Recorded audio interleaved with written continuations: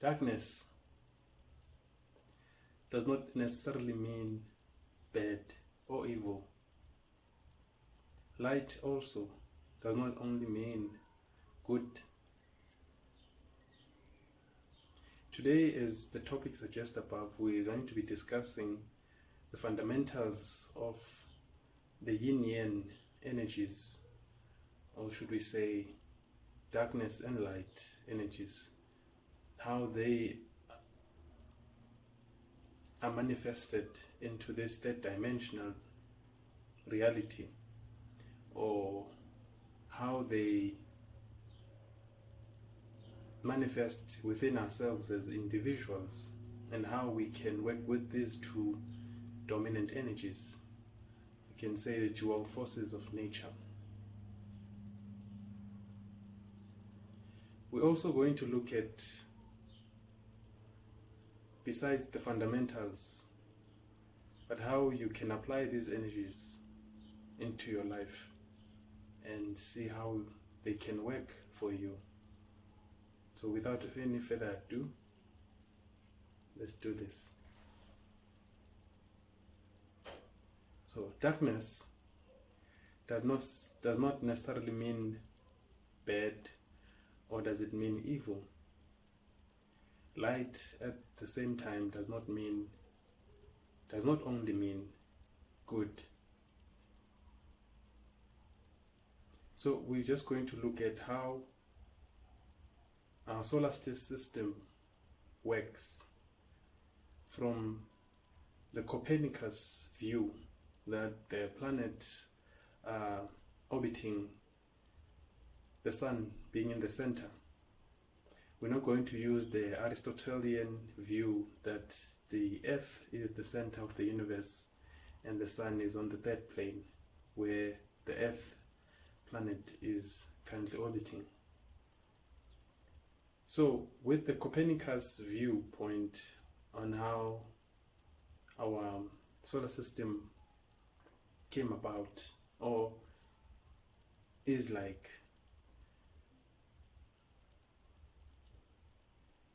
we can also see that, or how things seem to be happening from this vantage point on Earth. The sun seems as though it is rising in the morning, and at night it seems as though it sets, to allow these two polarities of energies to take place and manifest. So in truth, the sun does not rise, nor does it set, but it is the relationship the sun has with planet Earth, because it is planet Earth that is twisting and turning around the Earth, the sun, so as to allow us, one of its inhabitants, the beings that live on this planet, to experience life from its minutest forms and levels, which is birth. We can say when the sun rises in the morning, that's birth, and then when it sets in the evening, that is death. Although also from this viewpoint, the relationship our planet has with the sun is to allow for the unfoldment of life as the way we experience it, to be, as I said, from birth to death, meaning we have to experience everything from its minutest form to its fullest. So for example, the way these energies work, the presence of the sun and the absence thereof, facilitate what we call life. And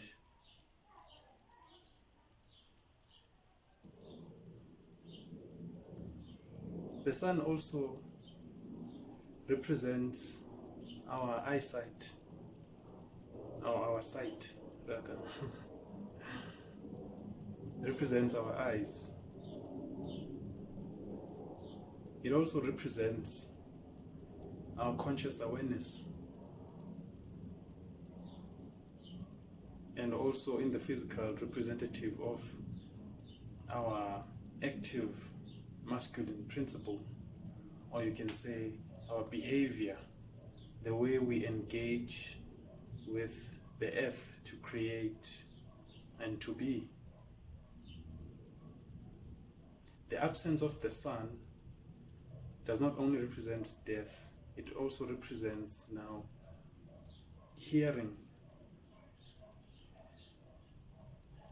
and also the intuition, listening to the intuitive abilities that we all have as human beings. That's why women, for example, they wear earrings. That is because of planet Saturn, which, if you look at the 7 visible planets from the sun being number 1, and we count our moon, and then we count Venus, Mercury, Mars, Jupiter, and then Saturn. We don't count ourselves because this is a vantage point. They are visible. These 7 wonders of the world being visible in the sky every day. Planet Saturn from ancient times has been viewed as the cold and the distant one. Planet Saturn takes 29.5 years to orbit the sun once. This is the same geometric number, you can say, that our moon takes to orbit our planet Earth, which is 29.5 days, almost a month, or a month. So what the moon is doing to our planet, it's what planet Saturn is also doing in the bigger scheme of things in our solar system. So our women wear earrings because of planet Saturn with its rings around it. That is the planet that teaches us with other senses that we have, the intuitive capabilities that we have, and also planet of hearing, and not only to be ruled by sight, because sight also presents illusions.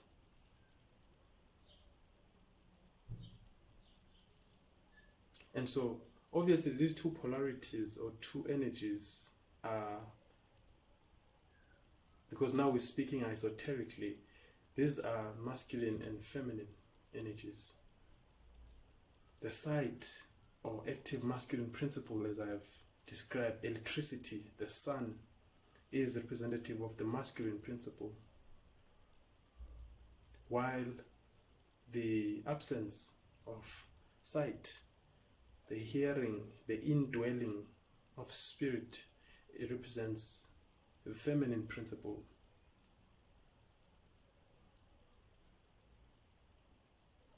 So obviously, we can see also with nature, we have 4 seasons, but we have 2 dominant ones, summer and winter. Then the other 2 in the middle are modalities controlling these 2, or ushering these 2, which is autumn and spring.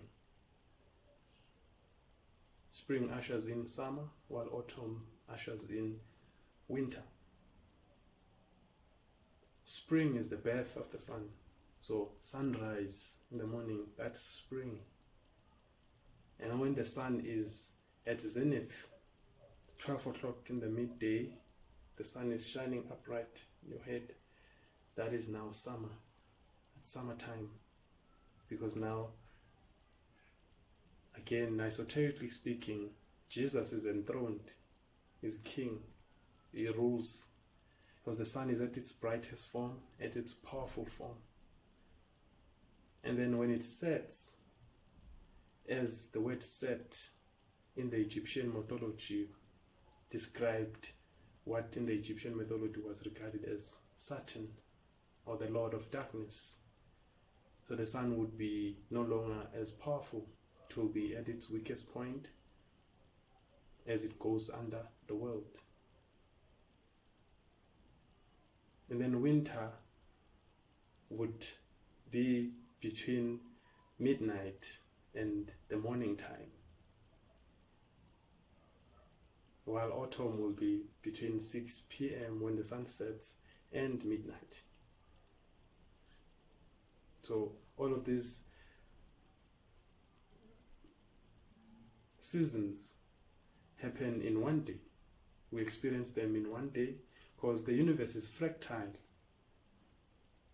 So everything that is happening up there is also happening in here or here, and also within ourselves. So within ourselves, we have to master these two dominant energies, our emotions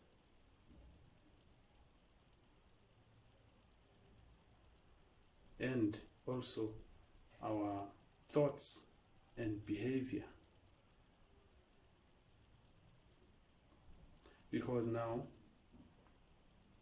the conscious mind or carnal mind and behavior, they exude masculine principles, while our subconscious mind and our emotions, they exude the principles of a feminine, because it's indwelling. It's the spirit in which you do something. So being able to balance these two energies then gives you much more power over yourself, because you don't want to overexert one over the other. Too much good is not good, and too much bad is also not good, or even bad. So we need to find balance as we see it happen with the macrocosm, as the sun rises in the morning and it sets in the evening. It does not complain in the evening when it has to set. It does not say, okay, I'm not going to set. Like I said, our experience from this vantage point seems as though that the sun is rising because of how our planet has this relationship. This relationship with the sun, twisting and turning while we are orbiting the sun. But if, for example, if we were to use the Aristotelian view of how our solar system was made up, and say that our planet is the center of this universe and the sun is on the third plane, then the sun would be rising in the morning and also in the evening, and sets in the evening. But we are the ones that are on the third plane in the sun. So we're using Copernicus's view that the sun is the center of this universe, this solar system. Our solar system also resembles the shape of an atom, with the nucleus in the center and with the electrons orbiting it. So obviously this is following Copernicus's view of how the universe, our universe, came about and how it looks like. Now, when these two dominant dual energies, light and darkness, good and bad,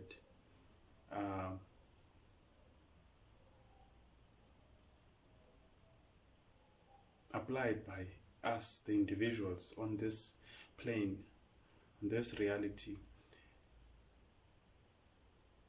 we have obviously we have to be careful on how we apply them and not to overexert one over the other. Although sometimes circumstances might prevail and force us into acting out, let's say, in an egotistical manner, or just being straight out naive, meaning now both these two energies in those two examples I just made, they are extreme. Being egotistical, you're extreme on the masculine side, and being naive without having to reason and look at things logically speaking, you are on the extreme, on the feminine side of things. And so these energies now also we can postulate and say, for example, God is outside of us, is in the microcosm. This energy of the higher power is in the macrocosm out there. How our universe was created and the way physics also explains our universe, how it was made up.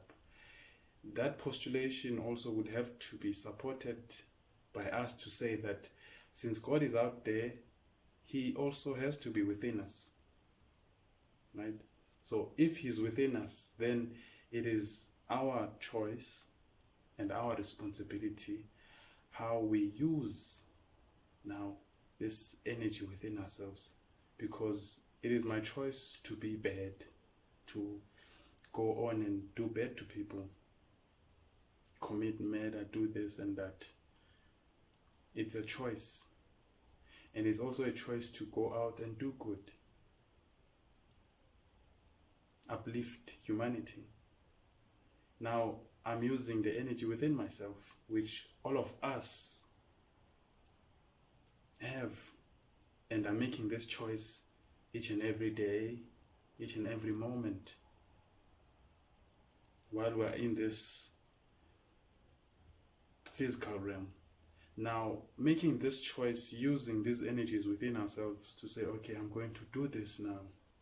This is us now engaging Earth, engaging the universe to create, to use the energies, resources, and come up with new things to do, how to make life better. And how we go about doing this, esoterically speaking, again, it's still this active masculine principle, because Trinity of Trinities, again, in any religious sect you're from, the concept of Trinities or Trinity, today, tomorrow, and yesterday, the past, the future, and the present, that is on the linear time. That is happening at the same time. Linear time is happening all at the same time. The future, the present, and the past is happening at the same time.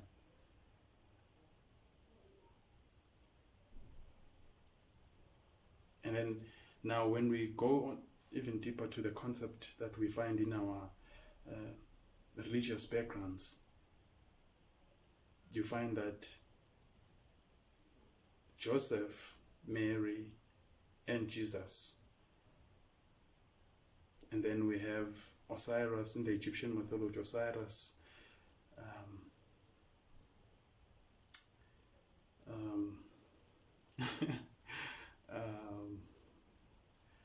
Nostradamus, Isis, yes, Isis. And then we have Horus, the child. If you notice is that, or we have also Shiva, I think Narayana, I'm just not sure of the name. Shiva, Parvati, and Ganesha. So I'm not sure of the Holy Spirit here or the Mother here in the Hindu. Someone will correct me. So Shiva, Parvati, and Ganesha, Ganapati. So all these trinities within different religions the child is always male. The child is never a female. The child is always male. And this is not because of some other view or patriarchy or whatsoever. But this is to illustrate the active masculine principle, because within each individual you also still find the Trinity. The mind representing the Father, and then the emotions, the intuition representing the Holy Spirit, the indwelling Spirit, the Holy Spirit of the Mother. Then the body represents Jesus Christ, Horus, Ganesha Ganapati. So now you being here, active and engaging planet Earth, so as to create what you want to create, and also to raise your own awareness from the bosoms of ignorance into higher states of consciousness, where you are now self-aware. You are aware of yourself, and you take responsibility for your actions, your thoughts, your emotions.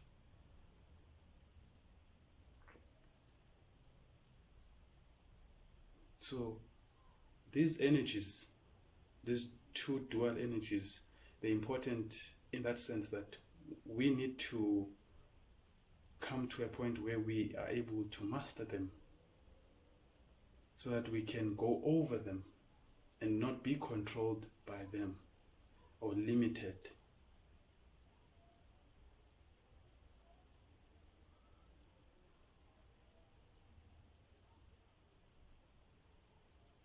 Obviously, these two concepts also in nature, as I explained earlier, when we look at our seasons, the two dominant ones is summer and winter. The way the universe has been created, one season, let's say summer, wouldn't be sustainable for life if it was only summer, or if it was only winter. It was just cold, so everything would just freeze. So these energies, they have to dance with each other, sort of, with these other two modalities in between, spring and autumn. While autumn is cooling down summer and ushering in winter, then spring melting down the cold and also ushering in summer. So you can see this dance, this yin-yang, this understanding that is not only within us, but is in the macrocosm as well. But now what's important is that these energies are not only within us or outside of us to dominate us. It's a principle, it's a law in nature that we as men did not make or did not put in motion. But we can align our lives with it. We can master those energies within ourselves, so we can be above it, and not in an egotistical manner, above it in terms of that we understand what they mean and how we can be able to use them in our daily lives to manifest what we want, to engage Earth effectively.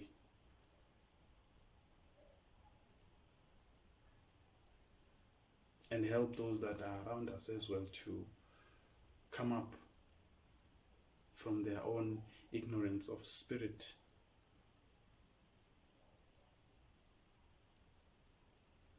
So again, darkness does not only represent bad or evil, nor does it represent ignorance. Light also does not represent knowledge only and good.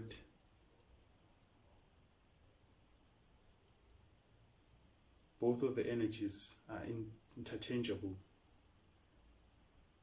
We have the responsibility to choose how we act in this reality, how we use these two energies, combine them and produce meaningful actions. That I said earlier, it's a choice again to either uplift or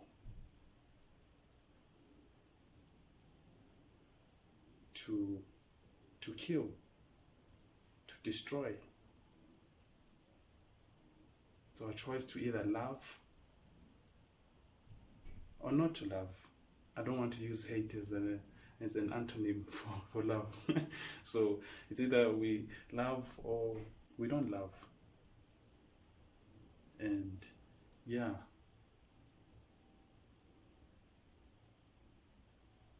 I hope this was helpful. This is just the fundamentals of how these energies work. As time goes on, obviously we're going to go deeper into deeper esoteric meanings and how these energies manifest in the fourth dimension or also in the fifth dimension, because we mostly focus on the 3D level right now, the third dimensional reality. As you can see, also the past videos I've been doing on being authentic within yourself, and also how to take care of the inflation that would happen within yourself, the holy man syndrome. So and all other videos of dealing with narcissism, how to deal with narcissistic people and narcissistic energies around you, and how to deal with them also within yourself. Because most of the things, if you have not dealt with them yourself, within yourself, would be maybe a reflection of how much you still need to do within yourself. Not saying everything that is happening out there or is coming against you is a reflection of you. Most of the things are, and some of the things are, but everything obviously that is happening is giving us a chance to either learn from it or not learn from it, discard it or engage it. So it's all this push and pull energies, yin-yang, as I was saying, because these energies are sort of in a, you can say, the second law of correspondence, the Hermetic principles, or Hermetic laws, 7 laws. The law of correspondence, what's within is also without, what's above is also what's below. So how you want to act out in the universe, in this third dimension, you need to fix your within. You need to deal with your own internal issues first. Then your actions into the world will be much effective, would yield more results for you. And also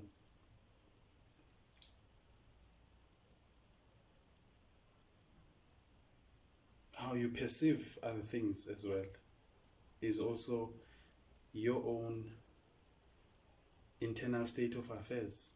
Because as the saying goes, if you want to change the world, change yourself. Because we ourselves are this, we are micro, or we are the microcosm.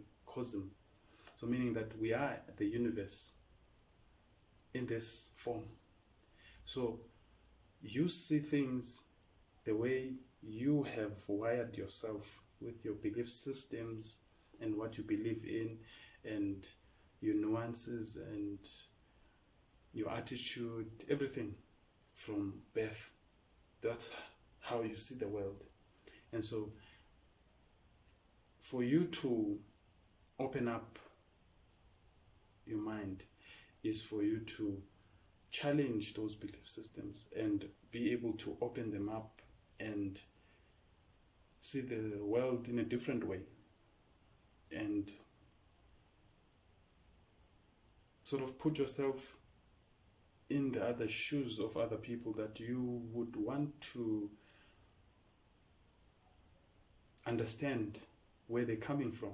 in terms of belief systems, or why they act the way they act, what motivates them, then you would understand things better, other than just closing yourself up and thinking that your own path and your own tunnel vision is it.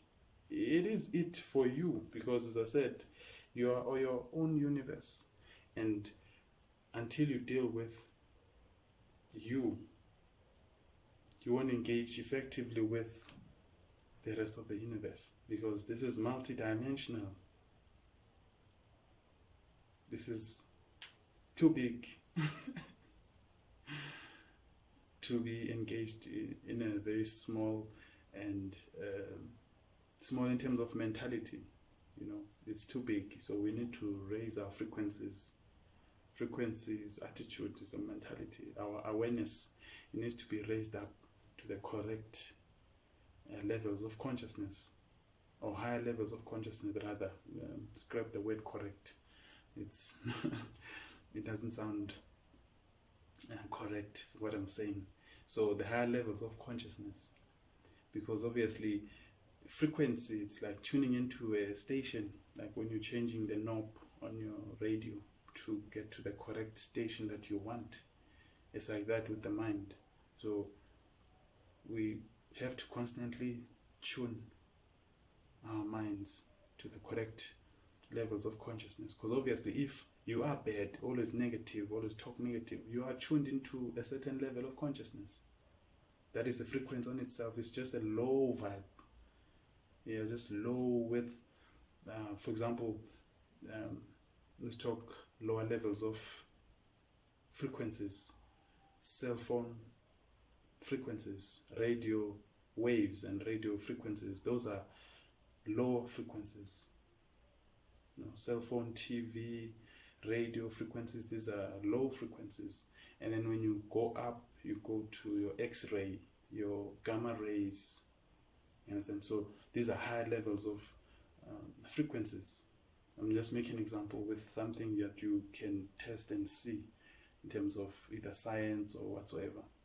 So these frequencies also exist within you.